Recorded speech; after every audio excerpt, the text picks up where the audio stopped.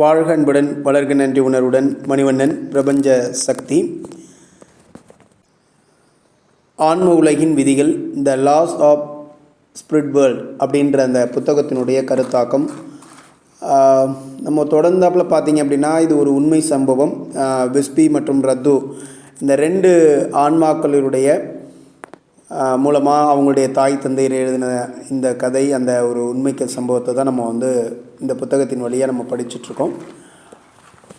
இப்போ என்ன இந்த பார்ட்டு பார்த்தீங்க அப்படின்னா 32வது பார்ட்டு இது. இது பார்த்தீங்க அப்படின்னா 31/5/1981 இந்த விடயத்தை அதில் எழுதியிருக்கிறதா அந்த புத்தகத்தில் இருக்குது.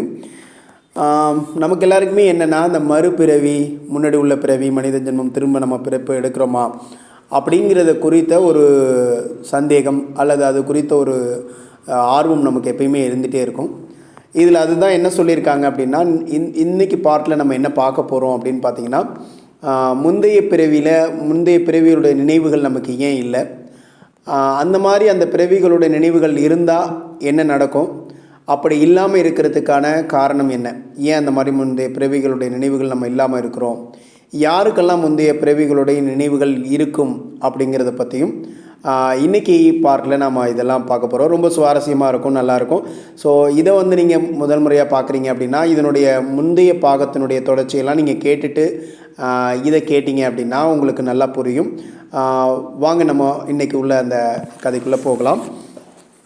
அதாவது என்ன சொல்கிறாங்க அப்படின்னு கேட்டிங்கன்னா, இன்றைக்கி ஆன்மீக இந்த உலகை பற்றி, நம்மளுடைய முந்தைய பிறவிகளை பற்றியும் நாம் மகிழ்ச்சியான நினைவுகளை இந்த புவி வாழ்கிற மக்கள் மறந்துடுறாங்க. ஏன் அப்படின்னா, எங்களுடைய முந்தைய பிறவிகளில் நாங்கள் பூமியில் பல முறை பிறந்திருக்கிறோம். அனுபவம் பெறத்துக்காகவும் எங்களை பயிற்றுவித்து கொள்வதற்காகவும் தான் நாங்கள் அது மாதிரி எடுத்திருக்கிறோம். பல முறை இந்த ஆன்மா பூமியில் பிறந்து அது என்ன பண்ணியிருக்கு அப்படின்னா, தன்னை தூய்மைப்படுத்தியிருக்கு. இதன் மூலியமாக மேலும் மேலும் அந்த ஆன்மா தூய்மைப்படுத்தப்பட்டு உயர்ந்த நிலையை அடையிறதுக்காக நாங்கள் அது மாதிரி பல பிறவிகள் எடுத்திருக்கோம். இது எல்லாமே நமக்கு நினைவு இருந்தால் அது நமக்கு ஒரு அதிக அறிவை கொடுக்கறதா தானே இருக்கும். அது நல்லது தானே அப்படின்னு நீங்கள் எல்லாருமே கேட்கக்கூடும். அப்படி கேட்டால் அவங்கள்ட்ட பதில் ஆமாம் அப்படின்னு நீங்கள் சொல்லுவீங்க இல்லையா. ஆனால் நாங்கள் என்ன சொல்ல மாட்டோம்னா அப்படி இல்லைன்னு சொல்லுவோம். ஏன் அப்படின்னு கேட்டிங்கன்னா, முந்தைய பிறவிகள் எல்லாமே உங்களுக்கு நினைவு இருந்துச்சு அப்படின்னா நீங்கள் என்ன பண்ண மாட்டீங்க, அதே தவறுகளை நீங்கள் செய்ய மாட்டீங்க. அப்படி அதே தவறுகளை நீங்கள் செய்யலை அப்படின்னா, இது உங்களுடைய தவறுகளை நீங்கள் திருத்தி கொள்வது அல்லது உங்களுடைய பிரச்சனைகளுக்கு தீர்வு காண்பதையோ அல்லது தொந்தரவுகளை எதிர்கொள்வது அப்படிங்கிறது மூலியமாக தான் நம்ம என்ன பண்ணுறோம்னா நம்மளுடைய ஆன்மாவை தூய்மைப்படுத்துகிறோம். நம்ம ஆன்மாவை தூய்மைப்படுத்திகிட்ருக்குறோம். அப்போ தவறுகள், பிரச்சனைகள், வலிகள் இதெல்லாம் இல்லை அப்படின்னு வச்சுக்கோங்களேன். என்ன இருக்கும், நல்லதுக்கும் மோசமானதுக்கும் வித்தியாசமே இல்லாமல் போயிடும். எது நல்லது எது மோசமானதுன்னு தெரியாமல் போயிடும். அதை நம்மளால் புரிஞ்சிக்கவே முடியாது. பிறகு வாழ்க்கையினால் என்ன பயன் இருக்குது? அப்போது ஆவி உலகத்தில் இருக்கக்கூடிய நினைவுகளும் முந்தைய பிறவிகளை பற்றிய நினைவுகளும் நம்மளுக்குள்ளே இருந்துச்சு அப்படின்னா ஒரு இயந்திரத்தை போலவே நம்ம வாழ்வோம். ஒரு இயந்திரம் எப்படி செயல்படுதோ அதேமாரி நம்ம வாழ்வோம். எந்த சோதனைகளும், பயிற்சிகளும், கர்ம வினைகளும் இதை பற்றிய செயல்விடை அளிக்கிற விதமாக அது இருக்காது. அப்போ உங்களுடைய தேர்ந்தெடுப்புகள் என்னவா இருக்குன்னா ஏற்கனவே திட்டமிட்டப்பட்டதாகவும் அது உள்ளார்ந்த இந்த இயல்பின் விளைவாக அது இருக்காது அப்படின்னு சொல்கிறாங்க. அப்போது புவியில் இருக்கிற எல்லாருமே எதுக்காக இருக்காங்க? மகிழ்ச்சிக்காக இயங்குறாங்க. எல்லாருமே மகிழ்ச்சிக்காக இயங்குறாங்க. ஆனால் உண்மையான மகிழ்ச்சி என்ன அப்படிங்கிறது அவங்களுக்கு தெரியுமா அப்படின்னா தெரியாது. ஏராளமான பணமும் வசதிகளும் ஆடம்பரங்களும் குதூகூலமும் புகழும் இருக்கிறது தான் நம்மளுடைய உண்மையான மகிழ்ச்சி அப்படின்னு பூமியில் வாழ்கிற மக்கள் நினைக்கிறாங்க. ஆனால் இது உண்மையானது இல்லை அப்படிங்கிறத நாங்கள் ரொம்ப வருத்தத்தோடு சொல்லிக்கிறோம் உங்ககிட்ட அப்படின்னு அந்த இரண்டு ஆன்மாக்களும் சொல்கிறாங்க. நாங்கள் பார்த்திங்கன்னா உண்மையானது அன்பு, இயற்கையினுடைய அழகு, உண்மையான சிரிப்பு, புன்னகைகள் இதுதான். பலர் பார்த்திங்கன்னா வலுக்கட்டாயமாக வரவழைக்கிறது கிடையாது. இதெல்லாம் உண்மையாலுமே இருக்கிறது. தன்னலமின்றி மற்றவங்களுக்கு நாம் உதவி செய்கிறது. அதனால் என்ன ஆகும் அப்படின்னு கேட்டிங்கன்னா, உங்களுடைய ஆன்மா தூய்மைப்படுத்துறது மட்டும் இல்லாமல் சங்கடங்களை அனுபவித்தாலும் அதன் மூலியமாக அது என்ன பண்ணுது அப்படின்னு கேட்டிங்கன்னா ரொம்ப மகிழ்ச்சிக்குள்ளே ஆட்படுது, மகிழ்ச்சியாக இருக்குது. மற்றவங்களுக்கு உதவி செய்கிறதுனால மகிழ்ச்சி ஏற்படுது அதுக்கு அப்படின்னு சொல்கிறாங்க. அதேமாரி வந்து பார்த்திங்க அப்படின்னா உங்களுடைய ஆன்மாவை தூய்மைப்படுத்திக்க ஒரு உயர்ந்த நிலையை அடையணும் அப்படின்னா நீங்கள் வந்து நிறைய தவறுகளை வந்து எப்படி திருத்திக் கொள்கிறோம், உங்களுடைய பிரச்சனைகளுக்கு நீங்கள் எப்படி தீர்வு காண்றீங்க, உங்களுடைய சிரமங்களை எல்லாம் நீங்கள் எப்படி எதிர்கொள்கிறீங்க, இதெல்லாம் தான் உங்களுடைய ஆன்மா தூய்மை பெறுவதற்கு மிக முக்கியமானதாக இருக்குது. அப்போ நீங்கள் உங்களுடைய தவறை திருத்துறதா இருந்தாலும் சரி, அல்லது உங்களுடைய பிரச்சனைக்கு தீர்வு காண்பதா இருந்தாலும் சரி, அல்லனா உங்களுடைய சிரமங்களை எதிர்கொள்வதானாலும் சரி, அது எல்லாமே நீங்கள் சரியான வழியில் கடவுளுக்கு பிடித்தமான ஒரு நல்ல வழியில் செஞ்சீங்க அப்படின்னா நீங்கள் செய்கிறதோ அல்லது தீய வழியில் செய்கிறதோ அது உங்களை சார்ந்தது அப்படின்றாங்க. அதாவது இதெல்லாம் நீங்கள் எதிர்கொள்கிறதுக்கான வழிகளை பின்பற்றுவோம் இல்லையா, அந்த வழியை பின்பற்றுவதற்கான வாய்ப்பும் சுதந்திரமும் நமக்கு கொடுக்கப்பட்டிருக்கு. அது யாரும் உங்களை வந்து கட்டாயப்படுத்த மாட்டாங்க இதுதான் பண்ணணும் அப்படின்னு சொல்லிட்டு. இப்போ நீங்கள் ஒரு தவறு செய்திருக்கிற பட்சத்தில் நீங்கள் வந்து அதை உணர்ந்துட்டு அந்த தவறை சரி செய்யணும் அப்படிங்கிறப்ப அந்த அனுபவம் பெறுறதுக்காக நீங்கள் என்ன பண்ணியிருக்கிறீங்க அப்படின்னா இந்த ஆன்மாவை தூய்மைப்படுத்துறதுக்காக மட்டும்தான் பூமிக்கு வந்திருக்கிறீங்க. அப்படி உங்களை உயர்ந்த நிலைக்கு கூட்டிகிட்டு போகிறதுக்கு, எனவே அதை கூட்டிகிட்டு செல்கிறதுக்காக தான் நம்ம வந்திருக்கோங்கிறத உணர்ந்து வாழ்வில் இருக்கக்கூடிய பிரச்சனைகளையும் தொல்லைகளையும் உங்களுக்காக ஏற்படுகின்ற அநீதிகளையும் நீங்கள் எதிர்கொண்டு தான் ஆகணும். அப்படி எதிர்கொண்டாதான் உங்களுடைய ஆன்மா தூய்மை பெறும் அப்படின்னு சொல்கிறாங்க. இங்கே வந்து பார்த்தீங்க அப்படின்னா நாங்கள் எப்படி இருக்கோம் ஆவி உலகத்தில், எங்களுக்கு எல்லாமே நினைவு இருக்குது. உங்களுடைய நினைவுகள் அழிக்கப்படுறது மாதிரி எங்களுடைய நினைவுகள் அழிக்கப்படுறது கிடையாது. அதனால் எங்களுடைய முன்னேற்றம் வந்து ரொம்ப மெதுவாக இருக்கும். அதாவது இந்த நினைவுகள் அழிக்கப்படாமல் இருக்கிற ஆன்மாக்கள் வந்து ஆன்ம உலகத்தில் இருக்கிறாங்க இல்லையா, அவங்களுடைய முன்னேற்றம், அந்த ஆன்மாவை தூய்மைப்படுத்தக்கூடிய அந்த முன்னேற்றம் இருக்கு இல்லையா, அது ரொம்ப மெல்லமாக நடக்கும். இப்போ இருக்கிற ஒரு உயர்தளத்திலிருந்து இன்னொரு உயர்தளத்துக்கு போகிறதுக்கான காலம் வந்து ரொம்ப எடுத்துக்கும் அப்படின்றாங்க. அப்போ ஆவி உலகில் உங்களோட உண்மையான வீடு ஏன் உங்களுக்கு நினைவு இல்லை, நீங்கள் ஏன் யோசிக்கணும் அப்படின்னு நீங்கள் யோசிக்கலாம். உங்களுக்கு அந்த ஆன்ம உலகத்தை பற்றிய நினைவு இருந்துச்சு அப்படின்னா நீங்கள் நல்லவங்களாக இருந்தீங்கன்னு வச்சுக்கோங்களேன், நீங்கள் பூமிக்கே போக மாட்டீங்க. சரிங்களா, அந்த வாழ்க்கையை விரும்ப மாட்டீங்க. ஒருவேளை நீங்கள் வந்து 1, 2, 3 தலங்களில் இருக்கிற நபர்களாக இருந்தீங்க, மோசமான ஆன்மாவோ அல்லது தீய ஆன்மாக்களோ இருந்தீங்கன்னா அதுவும் நீங்கள் மறக்கடிக்கப்பட்டிருக்கு உங்களுக்கு. அப்போ தான் நீங்கள் வந்து எதுவுமே தெரியாமல் உங்களுடைய வாழ்க்கையின் மூலயமாக நீங்கள் வந்து உயர்ந்த தளத்தை அடைய முடியும் அப்படின்னு சொல்கிறாங்க. பல சமயங்களில் வந்து பார்த்திங்கன்னா நீங்கள் ரொம்ப அப்பாவியாக இருந்தாலும் கூட நீங்கள் குற்றவாளின்னு பூமியில் வந்து உங்களுக்கு தீர்ப்பு கொடுத்துட்றாங்கன்னு வச்சுக்கோங்க. அப்போ நீங்கள் என்ன நினைப்பீங்க, கடவுள் மீது ஒரு வெறுப்பு வந்துடும், விசுவாசம் குறைஞ்சிரும். அப்படிப்பட்ட நேரங்களில் நீங்கள் என்ன நினைப்பீங்க அப்படின்னா, கடவுள் அப்படின்றவர் ஒருத்தர் இருக்காரா, அது ரொம்ப உண்மையா, அப்படியானா ஏன் அவர் ஒருபோதும் தன்னை வெளிப்படுத்திக்கிறதே இல்லை, ஏன் வந்து என்னை பலமுறை கைவிட்டிருக்கிறாரு அப்படின்னு நீங்கள் கேட்குறது நியாயமாக கேட்பீங்க. இதெல்லாம் நியாயமே இல்லாமல் போயிடுச்சு அப்படின்னு கேட்பீங்க. கடவுள் நல்லவராகவும் பரிவும் நியாயமும் நிரம்பியவராக இருந்தார்னா ஏன் தீய மக்கள் மட்டும், தீமையான மக்களும் மோசமான ஆன்மாக்களும் இங்கே இருக்கிறாங்க இல்லையா, அவங்கெல்லாம் உயர்ந்த நிலையை அடைஞ்சிட்டே இருக்கிறாங்க.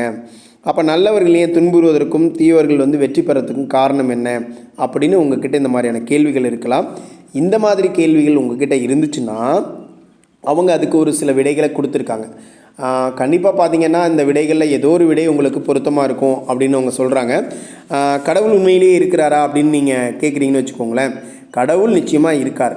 இல்லைன்னா யார் உங்களை படைச்சிருப்பா, யார் உங்களுக்கு இந்த பூமியை படைத்திருப்பாங்க, இந்த மரங்கள் மலர்கள் கனிகள் இதெல்லாம் யார் படைச்சிருப்பான்னு நினைக்கிறீங்க, கடல்கள் ஆறுகள் மலைகள் இதையெல்லாம் யார் படைத்தார்கள். அப்போ ஏதாவது மர்மமான வழியில் தீய ஆன்மாக்கள் நியாயத்திற்கு வழங்குறது யார், அன்பான உணர்வுகளை வந்து உங்களுக்கு கொடுத்துருந்தது யார், நீங்கள் உங்களுடைய அன்புக்குரியவர்களுக்கு அருகே இருக்கும்படி உங்களை அன்புடன் பார்த்து கொள்வது யார், கடவுள் என்ற ஒருவர் இல்லை அப்படின்னா இவையெல்லாம் யாரால் செய்ய முடியும்னு நீங்கள் நினைக்கிறீங்க, கடவுள் என்பவர் இருக்கிறார் அப்படின்னு சொல்கிறாங்க. நீங்கள் அப்பாவியாக இருந்தும் நீங்கள் குற்றவாளி அப்படின்னு நிரூபிக்கப்பட்டதுனால அப்படி வச்சுருந்தான்னு வச்சுக்கோங்களேன், கடவுள் எங்கே இருந்தார், இதற்கு பல விடைகள் இருக்கிறன. அந்த விடைகள் நாங்கள் இங்கே ஒவ்வொன்றா தர்றோம், அதில் ஏதோ ஒன்று உங்களுக்கு பொருத்தமாக இருக்கும். அதாவது நீங்கள் யாரையும் ஒருபோதும் வேதனைப்படுத்துவதோ அல்லது அவருக்கு தீங்கு விளைவிக்கவோ இல்லை என்று நீங்கள் உறுதியாக நம்புறீங்களா? ஒருவேளை நீங்கள் அப்படி செஞ்சுருந்தீங்கன்னு வச்சுக்கோங்களேன், நீங்கள் அதற்காக தான் இப்போ தண்டிக்கப்பட்டு கொண்டிருக்கிறீங்க அப்படின்னு புரிஞ்சுக்கோங்க. இது ஒன்று. ரெண்டாவது விஷயம், உங்களுடைய முந்தைய பிரிவில் நீங்கள் யாருக்கேனும் துன்பத்தை ஏற்படுத்தியிருக்கக்கூடும் அல்லது பாவங்களை செய்திருக்கக்கூடும், அதனால தான் நீங்கள் அனுபவிக்கும் தண்டனை இதுவாக இருக்கும் அப்படின்னு நீங்கள் புரிஞ்சுக்கலாம். அல்லது மூணாவது விடை என்னென்னா, நீங்கள் மேன்மேலும் உயர விரும்புகிறீங்க, எனவே நன்றாக சிந்திச்சு பாருங்கள், பிரச்சனைகளை எதிர்கொள்ளாமல் உங்களால் உயர்நிலை அடைய முடியுமா, கண்டிப்பாக முடியாது. அதுக்காக தான் இந்த மாதிரியான பிரச்சனைகள் உங்களுக்கு வருது. நீங்கள் சமயப்பற்று கொண்டவர் என்றாலும், நீங்கள் ஒரு நல்ல ஆன்மா இன்னும் நினைச்சாலும், நீங்கள் எப்போதாவது உங்களை சுய ஆய்வு செஞ்சுருக்கீங்களா? நீங்கள் செய்துள்ள எல்லா காரியங்களும் தன்னலமற்றவையா, அது சரியானதா அப்படின்னு கண்டுபிடிங்க. நீங்கள் எந்த விதமான தன்னல நோக்கத்துடனோ அல்லது நேர்மையின்றியோ செய்யவில்லை என்பதை உறுதி செய்யுங்க.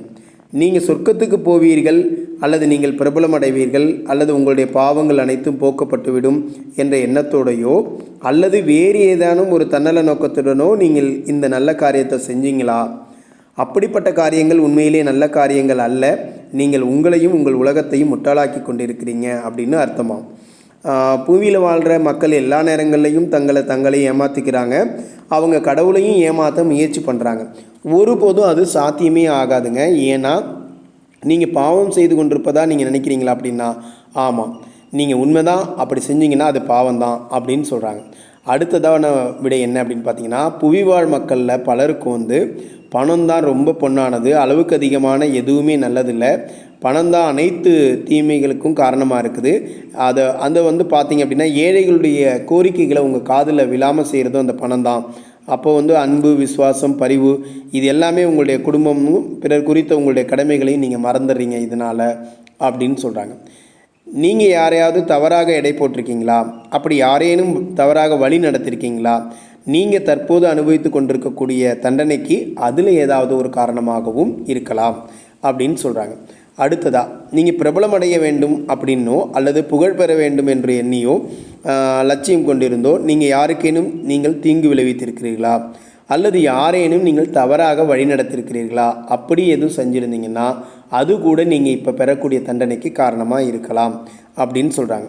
உங்களுடைய சுயநல நோக்கங்களுக்காகவோ நேரடியாகவோ அல்லது மறைமுகமாகவோ யாருக்கேனும் நீங்கள் துன்பம் விளைவித்தது உண்டா? அப்படி செஞ்சுருந்தீங்கனாலும் இன்றைக்கி நடக்கிற மோசமான விடயங்களுக்கு அது ஒரு காரணமாக இருக்கும். அதேமாதிரி பார்த்திங்கன்னா, நீங்கள் ஒரு தீயவனை ஊக்குவித்திருந்தாலோ, ஒரு கெட்டதை செஞ்சிட்ருக்கிறான், அவனுக்கு நீங்கள் சப்போர்ட் பண்ணுறீங்க, அவனுக்கு சாப்பாடு கொடுக்குறது, அவனுக்கு இடம் கொடுக்குறது, அவனுக்கு நல்ல சௌகரியம் பண்ணுறீங்க, அவன் செய்கிறதுக்கெல்லாம் ஆமாம் சாமி போடுறது, அப்படி ஏதாவது பண்ணிகிட்டு இருந்தீங்க அப்படின்னு வச்சுக்கோங்களேன், நீங்கள் அவனை ஊக்குவிக்கிறீங்க, அவனை உற்சாகப்படுத்துறீங்கன்னு அர்த்தம். அப்போனா நீங்களும் என்ன பண்ணுறீங்க, அந்த தீயவர் பட்டியலில் சேர்ந்துடுறீங்க அப்படின்னு சொல்கிறாங்க. அப்போ கடவுள் ஒருபோதும் நியாயமற்றவர் என்பதையும் அவர் யாரிடமும் நியாயம் இல்லாமல் நடந்துக்கிறார் அப்படிங்கிறதையும் நீங்கள் என்றைக்காவது உணர்ந்திருக்கிறீங்களா? உண்மையிலேயே அப்பாவியாக இருந்தாலும் அதற்கான ஆதாரம் உங்ககிட்ட இருந்தாலும் அப்படி இல்லைனாலும் சரி, கடவுள் என்ன பண்ணுவார் அப்படின்னு கேட்டிங்கன்னா, நல்ல வழியில் நடந்து கொண்டிருக்கிற நேரத்தில் உங்களுக்கு ஒரு அப்பாவின்னு அவர் நிரூபித்தார் அப்படின்னா அது உடனடியாக நடைபெறாமல் கூட போகலாம். அதற்கு பல மாதங்களோ அல்லது வருடங்களோ கூட ஆகலாம். ஆனால் நிச்சயமாக அதை நிரூபணம் பண்ணுவார் அப்படின்னு சொல்கிறாங்க. உங்களை நீங்களே ஆய்வு செய்துக்குங்க. மேலே சொன்ன கேள்விகளையெல்லாம் உங்களை நீங்களே கேட்டுக்கோங்க. உங்களுக்கு சரியானது என்று நாங்கள் எதை நம்புகிறோம், இது எங்களுக்கு சரியானது நம்புகிறோம். நீங்கள் எந்த ஒரு சிரமத்தை கொண்டிருந்தாலும் சரி அல்லது பிரச்சனைகளை முளைத்தாலும் சரி, இதே கேள்விகளை அப்பொழுதும் நீங்கள் கேட்டுக்கொள்ளுங்கள். ஏன் அப்படின்னு வச்சுக்கோங்களேன், நீங்கள் இதை பற்றி புரிஞ்சுக்கணும். நாம் ஏன் விரும்புகிறோம், இந்த பூமியில் ஏன் நம்ம இருக்கிறோம், நீங்கள் அனுபவம் பெறத்துக்காக தான் இங்கே வந்திருக்கிறீங்க. ஆன்மாவுக்கு பயிற்சி அளிக்கக்கூடிய மையம் தான் இந்த பூமி. நீங்கள் உயர்ந்த தலங்களுக்கு போகிறதுக்காகவும் உண்மையான மகிழ்ச்சியை எப்பொழுதுமே அனுபவிக்கிறதுக்காகவும் நீங்கள் உங்களுடைய கர்ம வினைகளை சுலபமாக தீர்க்கிறதுக்காக தான் இங்கே பூமிக்கு வந்திருக்கிறீங்க. ஏன்னா இப்போ ஆன்ம உலகத்தில் இருந்து நீங்கள் உயர்ந்த நிலை அடையணும்னு வச்சுக்கோங்களேன், பல யுகங்கள் ஆகும். நீங்கள் அங்கே ஏதாவது நல்லது பண்ணாலும் அது ரொம்ப கஷ்டம். அப்போ அதனால தான் நிறைய ஆன்மாக்கள் என்ன பண்ணுறாங்கன்னா, அந்த விருப்பத்தின் பேரில், அதாவது அவங்களுக்குள்ள ஒரு விருப்பம் இருக்கும் இல்லையா, விருப்பம் நிறைவேறாமல் இறந்துடுறான்னு வச்சுக்கோங்களேன், அவங்க அந்த ஆசையோடையே இருந்தாங்கன்னா திரும்ப பிறப்பெடுப்பாங்க. அதனால தான் அந்த மறுபிறப்பு அப்படிங்கிற விஷயம் அவங்களுடைய கர்ம வினைகளை நீக்கிறதுக்காக அவங்க திரும்ப பிறப்பெடுக்க வேண்டியிருக்குது. அதுமாரி பார்த்திங்க அப்படின்னா, இங்கே பிறந்தால் தான் சீக்கிரமாக அவங்க உயர்ந்த தளத்தை அடைய முடியும். நல்ல காரியங்களை செய்கிறதுக்கும் தன்னலமின்றி மற்றவங்களுக்கு உதவுவதற்கும் அன்புக்குரியவங்களோடு உதவுவதற்கும் உங்களுக்கு கிடைத்திருக்கக்கூடிய ஒரு வாய்ப்பு தான் இந்த பிறவி. சரிங்களா? அப்படி இருக்கிறப்ப இந்த பூமியில் உங்களுடைய வாழ்க்கையை ஒரு சுமூகமான பயணமாக இருக்கும் அப்படின்னு நீங்கள் நினைக்கிறீங்களா? முட்கள் இல்லாத ரோஜா படுக்கை போல் எதுவும் இருக்குன்னு நினைக்கிறீங்களா? அப்படியெல்லாம் இருக்கிறது நிச்சயமாக வாய்ப்பே இல்லைங்க. நீங்கள் தவறுகளாக உங்களுடைய நல்லவற்றால் நிரம்பி வழியும் அப்படின்னு நீங்கள் நினைக்கிறீங்களா? உலகம் அப்படியும் கிடையாது. நீங்கள் துணிச்சலோடும் ஒரு புன்னகையோடு நீங்கள் என்ன பண்ணணும் அப்படின்னு கேட்டிங்கன்னா, இங்கே இருக்கக்கூடிய பிரச்சனைகளை எல்லாம் நீங்கள் எதிர்கொள்ளணும். தீயவற்றை நீங்கள் எதிர்த்து போராடணும். உங்களுடைய ஆன்மாவை தூய்மைப்படுத்தணும். அப்படி செஞ்சால் மட்டும்தான் தூய்மைப்படுத்த முடியும். நீங்கள் எதற்காக இங்கே வந்திருக்கிறீங்க அப்படிங்கிறத உங்களுடைய நினைவில் வைத்து கொண்டு துணிச்சலோடும் அறிவார்ந்த விதத்திலும் செயல்பட்டீங்க அப்படின்னா கடவுள் நியாயமற்றவர் என்று நீங்கள் நினைக்கக்கூடும். ஆனால் அவர் செய்தது முற்றிலும் சரி என்பதை என்றேனும் ஒரு நாள் நீங்கள் உணர்வீங்க. அவர் உங்களுக்கு வழங்கிய நியாய தீர்ப்பு உங்களுக்கும் உங்கள் அன்புக்குரியவர்களுக்கும் மிக சிறந்த ஒன்றாக அமைந்திருப்பதை நீங்கள் காண்பீர்கள். இதில் எதுவுமே தவறே இருக்க முடியாது கடவுளுடைய தீர்ப்பில் அப்படின்னு சொல்கிறாங்க. அதனால தான் நம்ம மறுபிறவி எடுக்கிறதுக்கு அந்த நினைவுகள் இல்லாமல் வர்றோம். ஏன் அப்படின்னு கேட்டிங்கன்னா 1, 2, 3 தலங்களுக்கு மேலே இருக்கிற எல்லாருமே அந்த மறுபிறவியோடைய நினைவுகள் இருந்துச்சுன்னு வச்சுக்கோங்களேன், அவங்க இந்த பூமியில் யாருமே இருக்க விரும்ப மாட்டாங்க. அவங்க உடனடியாக என்ன பண்ணுவாங்க, திரும்ப போகணுன்னு தான் நினைப்பாங்க. அதே நேரத்தில் 1, 2, 3 தலங்களில் இருக்கிற தீய ஆன்மாக்களுக்கும் அதை பற்றி தெரிஞ்சால் அவங்க அங்கே போகாமல் இங்கே இருக்கிறதுக்கே முயற்சி பண்ணுவாங்க. ரைட்டுங்களா? இன்னும் பாவங்களை செய்வாங்க. அப்போ ஏன் அப்படின்னா அவங்களுடைய ஆழ்மனது முழுமையான உறக்கத்தில் போயிடுது. அப்போ நாம் கொஞ்சம் கொஞ்சம் நல்லதெல்லாம் கேட்குறோம். இந்த ஆடியோவை நீங்கள் கேட்குறீங்க அப்படின்னாலோ அல்லது இந்த புத்தகத்தை வாங்கி படிக்கிறீங்க அப்படின்னாலோ அவங்க என்ன சொல்லியிருக்காங்க அப்படின்னா கண்டிப்பாக உங்களுடைய ஆழ்மனதை விழித்தெழுவதற்கான ஒரு வழி. நீங்கள் அந்த வழியின் வழியாக நல்லவர்களாக வாழ முடியும் இந்த புவியில். அப்போது எந்த ஒரு சங்கடங்கள் வந்தாலும் உங்களால் அதை எதிர்கொள்ள முடியும். அந்த சங்கடங்களை எல்லாம் நீங்கள் மனப்பூர்வமாக எதிர்கொண்டீங்க அப்படின்னா உங்களுடைய இந்த பிறவியில் நீங்கள் உங்களை தூய்மைப்படுத்தி மிக உயர்ந்த தளத்திற்கு உங்களை எடுத்துகிட்டு போக முடியும் அப்படின்னு சொல்கிறாங்க. ஸோ நம்ம என்ன பண்ணணும் அப்படின்னு கேட்டிங்கன்னா நம்மளுடைய வாழ்க்கையில் எந்த தன்னலம் நாம் செய்யக்கூடிய எந்த உதவியாக இருந்தாலும் சரி அந்த நபருக்கு தேவைப்படுற நேரத்தில் உதவியை எந்த ஒரு சுயநலமான நோக்கமும் இல்லாமல் அந்த உதவியை செய்ய தயங்கக்கூடாதுங்க. அதே மாதிரி பார்த்திங்க அப்படின்னா பழகுறப்ப எல்லார்ட்டையும் உண்மையான அன்போடு பழகுங்க. இதன் மூலியமாக நம்மளுடைய ஆத்மாவானது நல்ல தூய்மை பெறுகிறது. ஸோ நல்ல ஒரு இடத்திற்கு நம்மளால் போக முடியும். அடுத்த பாகத்தில் சந்திப்போம். நன்றி.